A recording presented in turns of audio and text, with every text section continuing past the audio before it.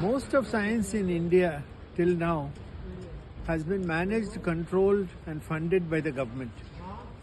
Today, however, there is an impetus for the private sector to come in this whole business of not only funding science but also science education.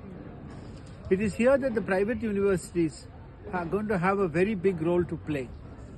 And I foresee a time, say 10 years from now, where the major share of the responsibility for education and for research even is going to lie in the hands of the private universities. And this is the way the whole thing seems to be going, because the traditional government funding models in India have practically broken down. There is very little money, and the appropriations made to the science departments have been coming down year by year steadily.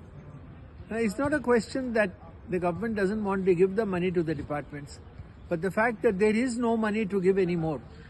And so government has to prioritize in what it's doing, and therefore we see this situation, which I call neither bad nor good. It's something that's just happening.